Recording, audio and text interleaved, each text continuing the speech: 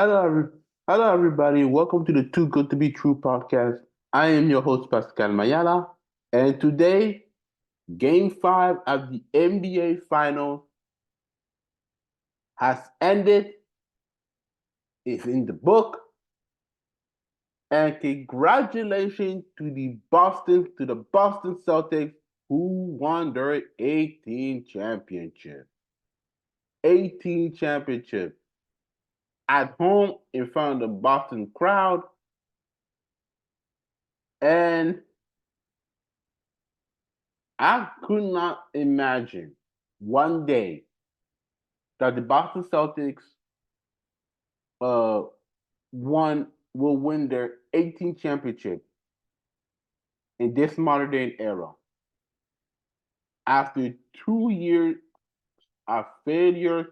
Remember, they went in 2 years ago. They went to the NBA Finals in 2022. That's where the Golden State won their fourth championship with Draymond Green, Steph Curry, Klay Thompson. Last year, they got eliminated in the Eastern Conference Finals against the Miami Heat in an embarrassing loss. And today is marked the anniversary. Also, the same the same date that the Boston Celtics won this year is also in 2008, June 17, 2008. The Boston Celtics won the 2008 championship against the late great Kobe Bryant, Pau Gasol, the LA Lakers in their home court by dismantling them in Game 6 by 38 points. You all remember that when Kevin Garnett said the word, anything is possible. Well, Jason Tatum did the same thing, but a little bit different. He said, we did it. We did it. And yes, and yes, they did it. So the NBA Finals 2024 is in the book. And I will say this, I am very little bit disappointed because my prediction, I want the Boston Celtics in six. Well, now it's in five. So every prediction cannot be always right. So, but I did predict that the Boston Celtics gonna win because that was their year right now. So that we're in the book, let's look at this. Let's look at the stat right now. But before we look at the stat, I want to say this. If you enjoy listening to this podcast, uh, you can follow this podcast uh, on any platform like Spotify, Apple Podcasts, and Amazon Music, and so on and so forth. You can listen to any platform, and you can listen to this on YouTube because I got a YouTube channel called Too Good to Be True Podcast with Pascal Mayala. Uh, do me a favor, people. Like, subscribe, notify, and leave your comment because your comment means a lot to me on my YouTube channel. So let's get started. So let's share the uh, the, the screen. Let's go right now. Let's see the stat. We're gonna look the box score because and if you like that continue, here's a thumbs like on my YouTube channel. I just forgot to say that. Now, what can I say about this NBA Finals? I can tell you right now that in the first quarter, halfway to the 4 minutes of the game in the first quarter, it was tight. It was very tight, and it was like a competition. It was not competition. It was really tight in the way they were competing, and that um, the Boston Celtics led 20 in the first quarter 28-18, right? But this is where the second quarter the Boston Celtics led to the second quarter to the end of the fourth quarter. So in the second quarter, the Celtics are 39-28. In the third quarter, in the second half, the Mavericks uh, uh, uh, did not lead, but even though they were trailing, they scored more in the third quarter of 21-19. In the fourth quarter, they led. They almost little bit made a comeback. Almost did, but you know, uh, it wasn't it. If I might have. So let's look at the box score of the Dallas Mavericks first because. So Luka Doncic. Luka Doncic had 28 points, 12 rebounds, 5 assists, 3 steals. He made 7 turnover, and he had 12 for 25 in the field goal, 2 and 9 in the 3-point, and 2 and 5 on the free throws. Kyrie Irving, he had 15 points. He had 50 points, 3 rebounds, none assists, 1 steal. He shot for 5 out of 16 in the field goal, 3 out of 9 in the 3-point, and 2 for 2 in the free throw line. And the rest, not so much, but I would give a Green, the shooting guard, credit. He shot 14 points. He had one block. He shot. He shot 4 out of 6 out of 3 point. He only missed 2, and he had 5 in the field goal. Kleber, not so much. He had 2 points, three rebounds, and 1 assist. He had 1 3 in the field goal, 0 and 2 in the 3-point. And another donut, people, for Tim Hardaway, who came out from the bench, 0 points. He went 0 for 1 in the field goal, 0 for 1 in the 3-point. He got a huge donut right now.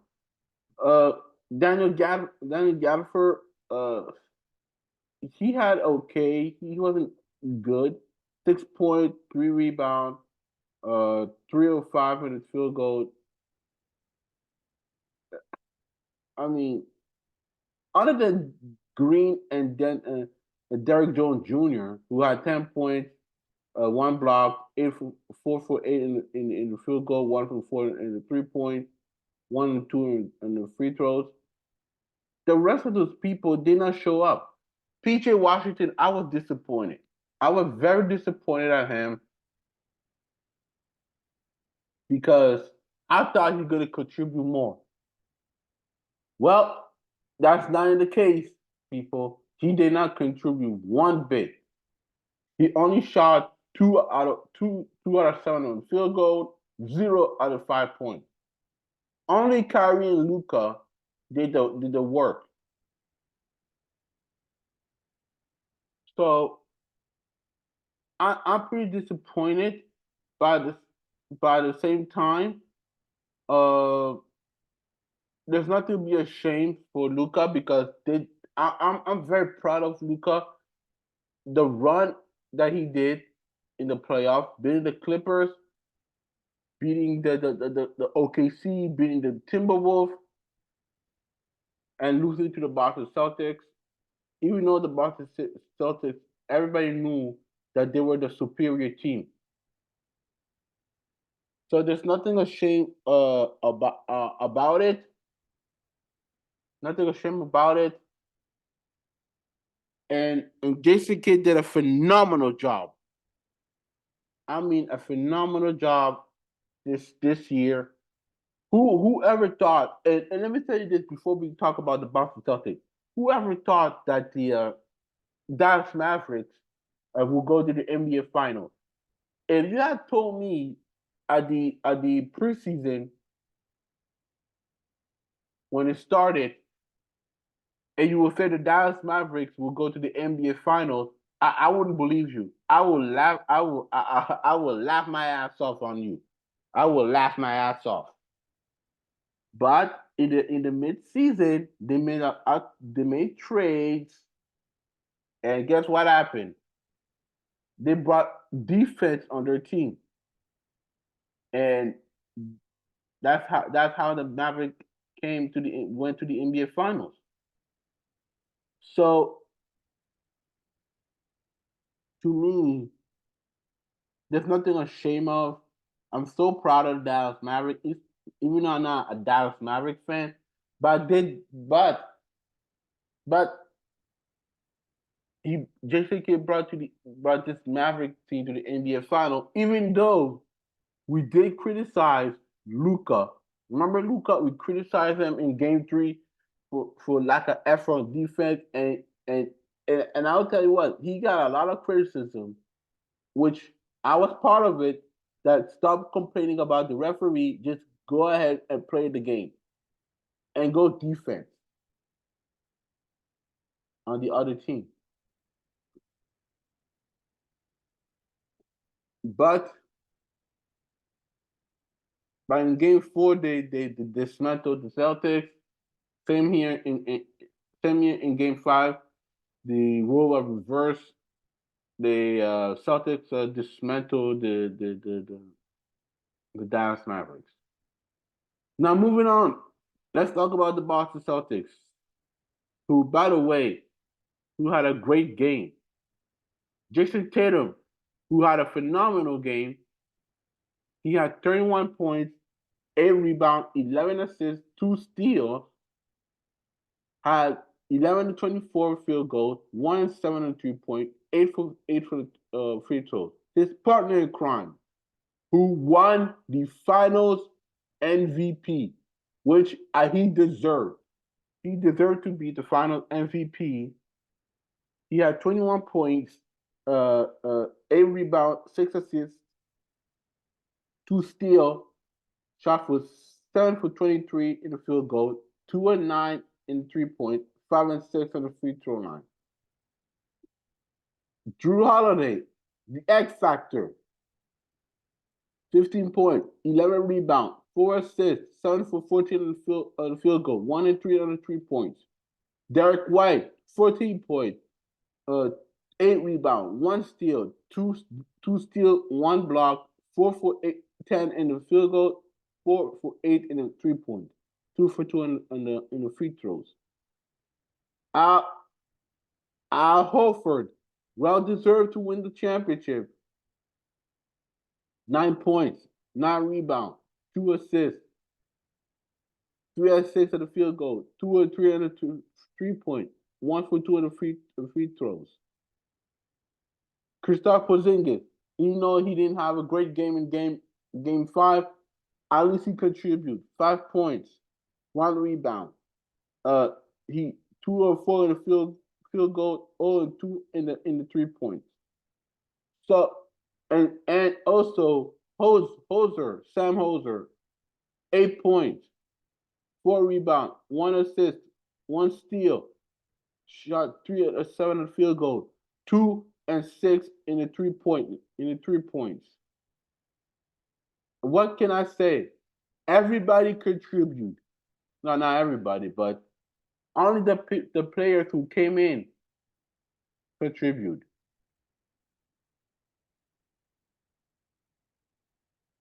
Jason Tatum, like I said, he showed up, and people said that, and I saw on social media that if he had scored 40 points, 30 or 40 points, he would win the final MVP. Well, he didn't. Jaylen Brown was the best player on this series. No disrespect uh, to Jason Tatum, but Jaylen Brown from game one to game, let's say game one to game three, I know game four they got dismantled. And game five had a great game. So to me, the final MVP they didn't get it wrong. Uh, Jalen Brown deserved to win the final MVP.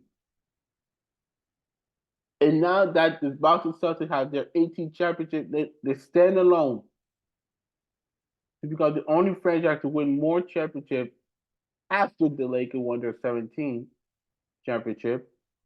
Let's see how next year the Boston Celtics gonna do in free agency, but we're not gonna talk about it. We're gonna talk about the NBA Finals. Jaylen Brown winning the final MVP means a lot to him. If you don't want him, what I mean, what does it mean for him? Remember when the NBA all team came out, he wasn't even on the list. Remember, he didn't make to the first All NBA team, All second NBA team, and All third NBA team. And hell, he should have been on the all first, second, or third defensive team, but he didn't. So he had a chip on his shoulder to prove everybody wrong, and that's what he did in the NBA Finals and the Eastern Conference Finals. So you, so that was amazing. I don't know if we can have the sound, but I want but if we can really listen to the song, or not to the song but the video. I want to know. I don't know if we could listen to it a little bit because what Jason Kidd got to say. If you don't, maybe you saw on ESPN. That's good. But let's listen.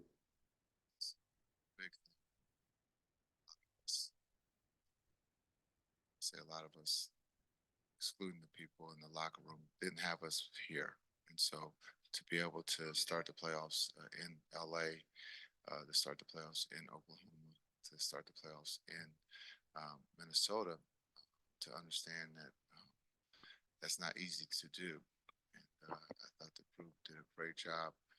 Yes, we lost 4-1, but I thought the group fought against the Celtics, and just unfortunately, we just couldn't make shots when we had to, or we turned the ball over, and they took full advantage of that. So there's a lot of positives in this run that we were on during the playoffs, but also since March we've been playing basketball at a high level. So when we go back to look at some of the stuff, what we can continue to build on and what we can get better at. So you heard, well, if you did not hear, but uh, so if you heard what he said, uh, I expect my Knicks to be in the mix. so um, before I continue, he said that even though they had a bad shot, bad turnover, there's no way you have to give them credit. You got to give them credit. The road to go to the NBA Finals is not easy. The road to go to the playoffs or even making the Western Conference Final. It's not that easy. But I will give Jason Kidd credit because imagine if they did not make those trades. Imagine if they have stick the same group that have in the first half of the regular season. Do you think they will make the NBA Finals? I don't think so. There will be a team. There will be this Maverick team. Not this one went to the final. The first half of the Dallas Maverick team. If you put them in the playoffs, they'll be out in the second round. Second round, like that. So Jason Kidd should put his heads up, and Luca also because they already accomplished this regular season thing, going to the playoff as a positive season, not a negative. Even on the NBA Finals in Game Three, I was very critical of Luca, and other people were very critical of Luca. So to me, Jason, keep your head up. You guys did a phenomenal season and going to the NBA Finals. So now maybe we should. I want to listen to what Steven has got to say. He's got those lists of the his 25 contenders next year's season. So let's hear what he got to say. That's one element. I'm looking at Philadelphia. They got to be healthy. I'm looking at Milwaukee. They got to be healthy and prove that the coexistence of Damian Lillard and Giannis Antetokounmpo is something that can really, really work. Because what the Boston Celtics have proven by winning this championship, they're not going away. They have been knocking on the door, knocking on the door. You don't all of a sudden win the championship before you're 30. You talk about the two cornerstones of your franchise, and you're going to disappear into that good night. Oh, no. They're here to make noise for years to come. And somebody is going to have to step up to knock them off that pedestal. That's in the East. In the Western Conference, you got a monstrous row of teams. You got Minnesota, you got Denver, you got Dallas, who just lost in the finals, along with a plethora of other teams. They're going to have something to say. That's going to be their intent. We know it. But when you look at what the Boston Celtics have done, particularly with Tatum and Brown and Brad Stevens, I can't say enough about him. What a job he's done, for being the GM for this team, okay? Here's the bottom line. Tatum and Brown, big two. You don't need a big three. You get the other parts around them. The big three era is over.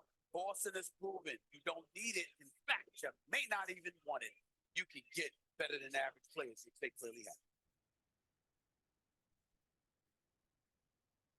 So you heard what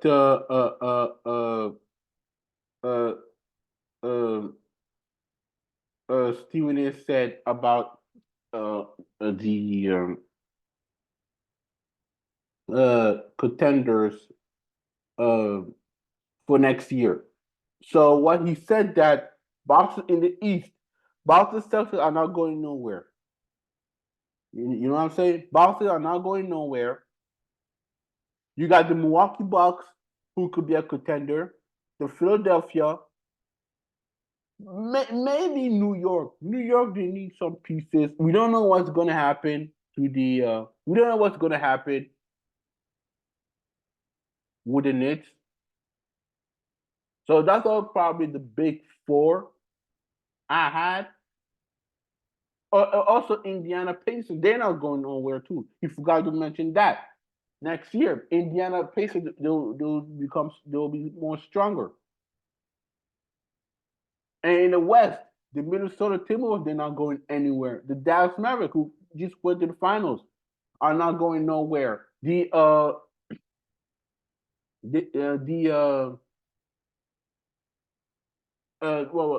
clip, not maybe we don't know what's gonna happen to the Clippers, but I'll put the Clippers in it, and they're not going nowhere.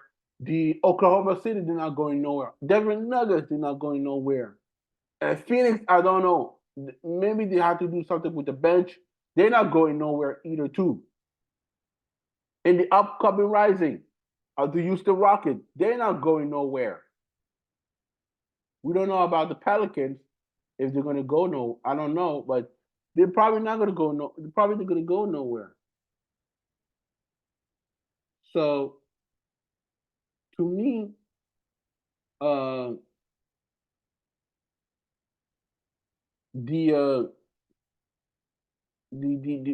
for next year, I don't want to talk about it, but I just wanted to put it.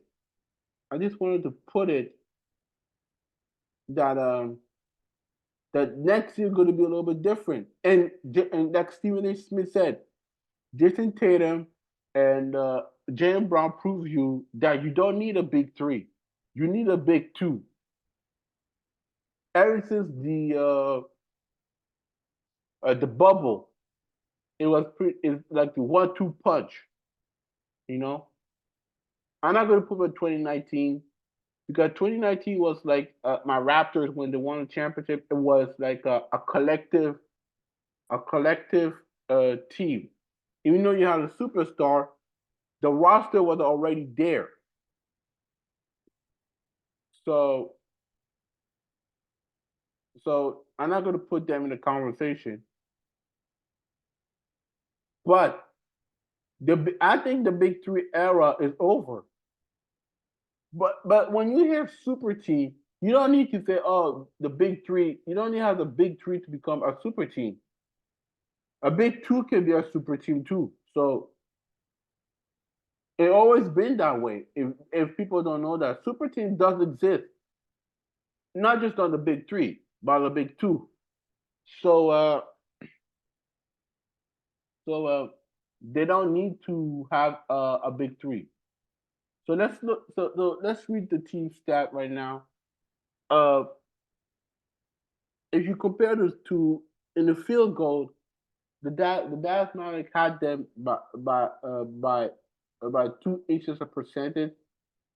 Actually, let's say 45-3 because in the field goal percentage, the Dallas Mavericks had like 44.9% compared to the Boston Celtics 42.7%. In the 3 points, like I said, both were very bad in the 3 points, especially Dallas Mavericks, who had in the 3 point percentage 29.7% compared to the Boston Celtics 32.3%. The free throws, Boston Celtics shot 85% compared to the Dallas Mavericks 53 percentage. Rebounding, I mean, the Celtics owned the rebounding over the Dallas Mavericks. The assist, the Boston Celtics owned them by what? By six, by a seven assist block. The Dallas Mavericks owned them by two. The turnovers, yes, that's what I want to talk about.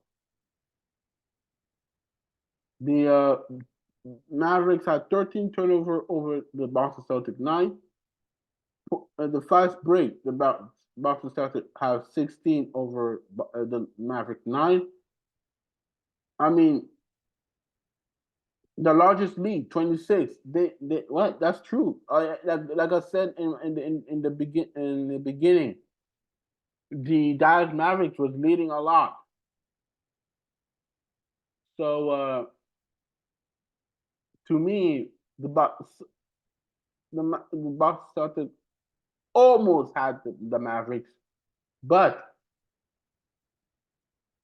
we got to give also the love for the Mavericks too because they did their job even though they won Game 4, even though they lost Game 5. But give them love, give them credit, even though, like I said previously,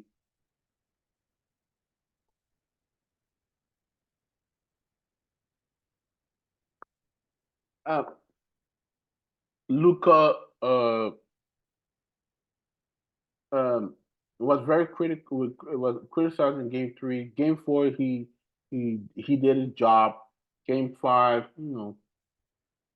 he was okay. You almost have a double double. I might add. Almost have a double double or triple doubles, but I don't care. But he's still young. Like I said, Luca is still young. He's learning. So, with this, that's all I gotta say for this NBA Finals. So the NBA draft will pretty start at I think in a couple of weeks, and and the summer league will start in July. And don't forget the Olympics in Paris. I cannot wait to see it. Even though I live in France, I'm probably not going to go in Paris. I'll be honest with you. I'm going to watch it on TV. But that's the conclusion of the NBA finals, the NBA finals. So we cannot wait of the NBA season from next year. Also, don't forget free agency. I will talk about the free agency of the NBA. The NFL, I didn't talk about it, but I will talk about it maybe um,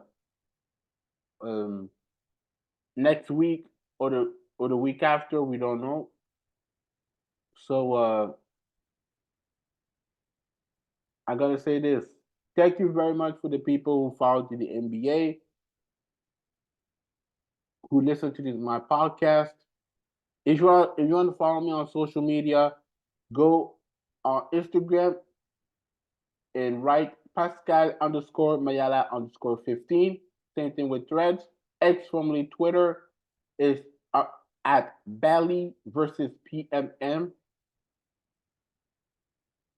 And if you want to listen to this podcast, listen to on Spotify, Apple Podcasts, Amazon Music. If you want, if you want to listen to this on YouTube channel, on my YouTube channel, Too Good to Be True podcast, you can follow me on YouTube. Um, on my YouTube page. So if you want to listen to this on my YouTube, I want you guys to do me a favor: like, subscribe, notification, and leave your comment. So, and that's gonna say, see you next week.